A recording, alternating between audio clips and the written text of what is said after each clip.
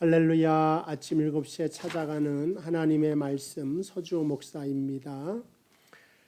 고린도후서 12장 12절 말씀을 제가 여러분에게 읽어드립니다. 사도의 표가 된 것은 내가 너희 가운데서 모든 참음과 표적과 기사와 능력을 행한 것이다. 좀 더 쉬운 성경으로도 읽어드리겠습니다. 나는 여러분과 함께 있을 때에 백방으로 참고 견디면서 표징과 놀라운 일과 기적을 행하여 내가 진정 사도라는 증거를 보여주었습니다. 오늘 바울이 자신의 사도된 표가 참는 것이었다, 인내하는 것이었다. 물론 표징 있는 일도 바울이 물론 행하였습니다. 그러나 가장 먼저 되는 것이 인내라고 하는 것이 사도의 표요, 주님의 일꾼의 표라고 하는 사실을 말씀해 주고 있습니다. 이건 왜 그러냐? 바울같이 훌륭한 사람도 고린도 교회에서 많은 오해를 받고 그 오해가 이게 풀리지 않았기 때문에 더 큰 오해를 사는 그러한 경우를 만나게 됩니다. 그래서 어제 시간에서도 쭉 그것을 말했는데 바울이 그 여러 계시를 받은 것이 크므로 사단의 사자를 하나님이 주셨는데 이것을 떠나기 위하여 내가 3번 간구했는데 하나님께서 그것을 없애주시는 것이 아니라 내 은혜가 내게 족하다. 그러니까 은혜로 그 모든 약한 것을 이기게 하였다라고 하는 것을 말해주죠. 그러니까 그 당시에 그 바울을 대적한 사람이 하나님의 종인데 왜 사단의 가시가 있는가에 대한 문제였거든요. 그런데 바울은 내가 정말 하나님의 사도기 때문에 이러한 가시를 가지고도 하나님의 일을 감당하고 그 다음에 완수할 수 있지 않았느냐. 그는 나의 약한 것이 완수하게 만든 것이 아니라 내 뒤에 계신 하나님의 능력이 그 일을 감당하게 했으므로 내가 하나님의 종이 맞다. 그것을 자기 자신에 대한 변호로 내세운다고 하는 것을 지난 시간에 배웠습니다.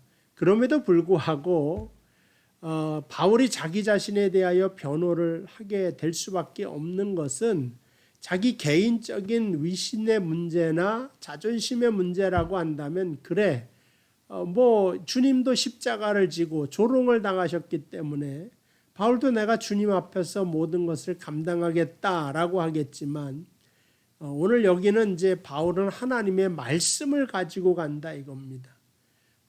그러므로 바울이 공격을 받았는데 하나님의 복음과 말씀 또한 가짜다. 그러한 소문을 풍기고 그 거짓된 사람들이 모함을 하고 당하기 때문에 스스로 자기 자신을 변호하고 끝까지 자신의 사도성에 대하여 놓지 않는 것을 보게 됩니다. 그래서 고린도후서 13장 1절 마지막 장이죠. 내가 이제 3번째 너희에게 가리니 두세 증인의 입으로 말마다 확정하리라. 내가 이제 3번째 너희 교회 간다. 근데 그 3번째 가면 용서하지 않겠다는 말을 2절에 해야 다시 가면 용서하지 않겠다. 3절에 이는 그리스도께서 내 안에 말씀하시는 증거를 너희가 구함이니 그는 너희에게 대하여 약하지 않고 도리어 너희 안에서 강하시느니라. 그래서 강하게 고린도 교회 성도들을 그러니까는 자신에 대하여 오해하고 그 다음에 사도성을 부인하는 것으로 인하여 복음마저 부인하게 만드는 사람을 용서하지 않겠다고 하는 단호한 말로 교회에 대하여 최후의 뭐라 그럴까 하여간 최후의 통첩장이라고 할까 그러한 것을 날리는 그러한 장면이 나와 있습니다. 어쨌든 이 오해가 벌어지면 사람 간의 오해는 수습이 잘 안 됩니다. 사람 사는데 오해를 받고 오해를 뒤집어 쓰는 것이 비일비재하죠. 교회 안에서도 많은 오해가 있습니다. 제가 우리 교회에 온 지 한 4년 가까이 이제 막 돼가려고 합니다. 만 3년이 지나고. 여러분들이 저를 얼마나 아십니까? 3년 좀 지났는데 아마 알지 제 속까지 알기는 어렵죠. 왜냐하면 30년 가까이 산 저희 집사람도 당신은 무슨 생각을 가지는지 잘 모르겠다 할 때가 있는데 3년 4년 가지고 저를 다 어찌 안다고 말할 수가 있겠습니까? 그렇다고 제가 속속히 다 보여줄 수도 없고 보여준다고 해도 믿지 않는다고 하면은 그것으로 끝나는 거죠. 그러니까 오늘 본문의 바울의 마음이 굉장히 아파요. 그러니까 지독한 오해에 시달리고 있어서 그것을 이제 일일이 변호하기가 너무 힘든 것입니다. 읽어드리면은 오늘 12장 12절을 읽었지만 13절 내 자신이 너희에게 폐를 끼치지 아니한 일밖에 다른 교회보다 부족하게 한 것이 무엇이 있느냐. 이 역설이죠. 내가 고린도 교회에는 물질적으로 폐를 끼치지 않았어요. 사례 내놔라, 성교비 내놔라 그런 적이 없어요. 그걸 말하는 겁니다. 무엇이 있느냐 너희는 나의 이 공평하지 못한 것을 용서하라. 보라 내가 이제 세 번째 너희에게 가기를 준비하였으나 너희에게 폐를 끼치지 아니하리라. 이제 세 번째 갈 때도 성교비 너한테 손 안 벌리겠다 그겁니다. 내가 구하는 것은 너희의 재물이 아니요 오직 너희니라. 이제 이것을 확증하기 위하여 물질 때문에 내가 너희에게 가는 것이 아니라 오직 너희 영혼 때문이다.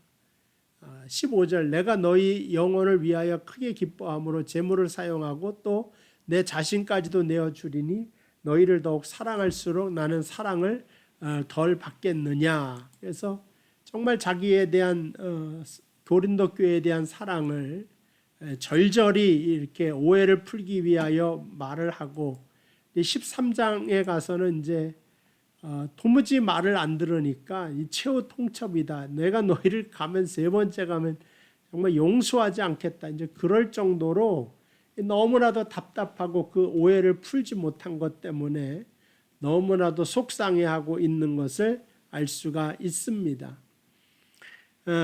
어쨌든 그래서 13장에도 이렇게 쭉 가보면은 13장에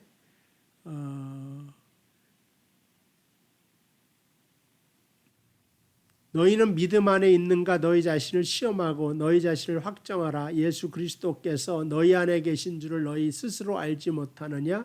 그렇지 않으면 너희는 버린 자니라. 자, 4절도 그렇게 그리스도께서 약하심으로 십자가에 못 박혔으나 하나님의 능력으로 살아계시니 우리도 그 안에서 약하나 너희에게 대하여 하나님의 능력으로 그와 함께 살리라.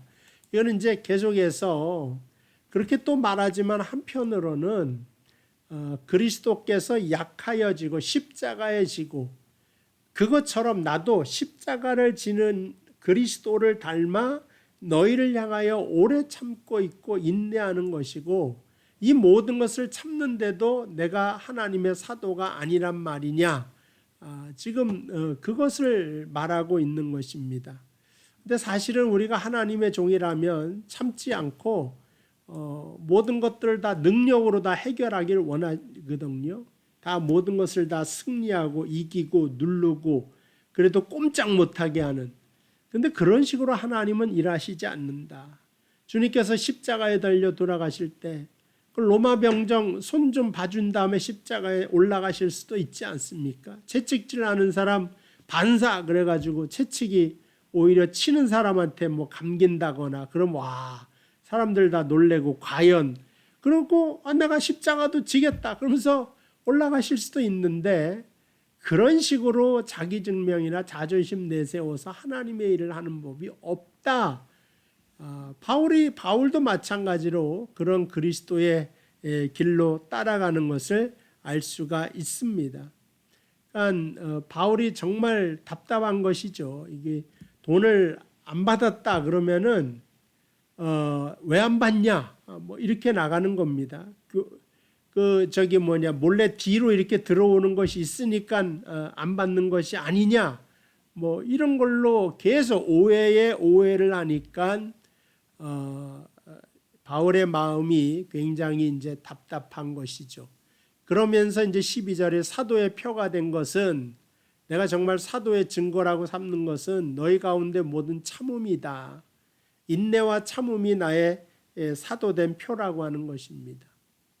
그러니까 장로, 권사, 목사도 마찬가지죠. 집사. 임원의 가장 첫 번째가 교회를 낳는 사람은 참는 것이다. 그것이 바로 덕목이다라고 하는 겁니다. 적극적으로 말해서 사도된 표는 전도를 잘하고 설교를 잘하고 말씀에 지식이 있어야 되고 이렇게 좀 능동적인 걸로 말하지 않고 수동적으로 모든 오해를 교회에서 받는 모든 조롱을 참고 견디고 버티는 것으로 사도의 덕목을 삼고 있는 것에 우리는 주의를 기울여야 된다 하는 거죠. 거기 보면 모든 참음과 표적과 기사와 능력을 행한 것이라 그랬어요. 근데 바울이 보세요. 표적도 행할 줄 알고 기적도 행할 줄 알고 능력을 행할 줄도 안다고요. 모르는 거 아닙니다. 그럼에도 불구하고 바울은 참고 있다는 거죠. 세상에서는 권력을 가진 사람은 참지 않습니다. 능력을 가진 사람, 돈을 가진 사람은 참지 않습니다. 근데 바울은 기적을 행하면서도 더 참는단 말이에요. 왜냐? 그 기적은 자기 것이 아니라 하나님 것이기 때문에 그렇고 자기가 혈기를 누르지 못하는 것으로 이렇게 하나님의 영광이 가려질까 봐 그 참는 방식으로 가는 것을 보게 됩니다. 사실은 안 힘든 사람이 어디 있지? 다 참고 견디고 있고 코로나 시대에 아마 여러 가지로 다 힘들 줄로 압니다. 근데 참으라 하는 것은 이 참는 자의 마음을 주님께서는 다 아신다. 여러분이 힘들고 어려운 것을 하나님께서는 다 아신다 하는 것을 반드시 그 참는 것에 대한 보상이 있다는 것을 알려주는 것입니다. 디모데후서 4장 6절을 읽어드리면요. 7절, 6절부터 합시다. 전제와 같이 내가 벌써 부어지고 나의 떠날 시각이 가까워 온다. 이제 바울이 죽게 된 것을 알게 되는 것이죠. 근데 나는 선한 싸움을 싸우고 나의 달려갈 길을 마치고 믿음을 지켰는데 이제후로는 나를 위하여 의의 면류관이 예비되었으므로 주곧 의로우신 재판장이 그날에 내게 주실 것이며 내게만 아니라 주의 나타나심을 사모하는 모든 자연이라 하면서 이 말을 하고 있습니다. 이제후로는 나를 위하여 의의 면류관이 예비될 것이다. 이게 뭐예요? 의로운 하나님이 다 알고 계시다 이거죠.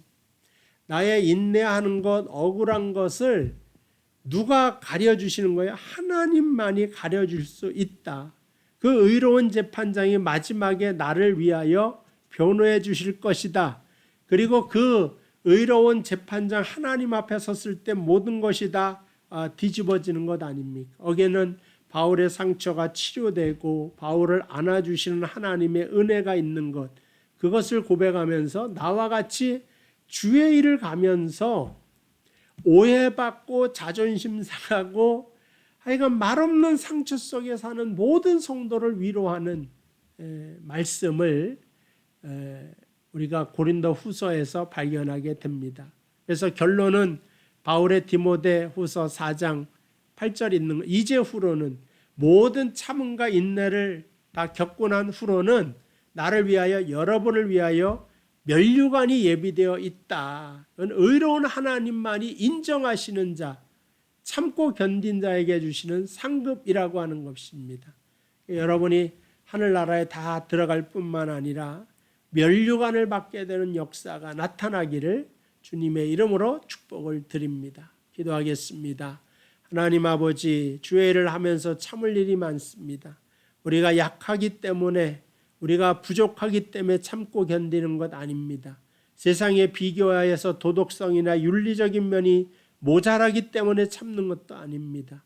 하나님의 일을 하기 위하여 사도된 표로 가장 먼저 하나님이 요구하시는 것은 아버지 하나님 참고 인내하라고 하는 말씀입니다. 혹여나 우리 성도들 주의 일을 하면서 교회를 하면서 참을 일 있습니까? 잘 참을 수 있는 은혜 허락하여 주시고 반드시 인내하는 자에게 하나님의 은혜가 뒤따른다는 사실을 기억하고 앞으로 전진하게 하옵소서. 예수님의 이름으로 기도하옵나이다. 아멘. 감사합니다. 내일은 금요일이고요. 주일날 교회에서 뵙도록 하겠습니다. 주의 이름으로 오늘도 승리하는 여러분 되시기를 바랍니다.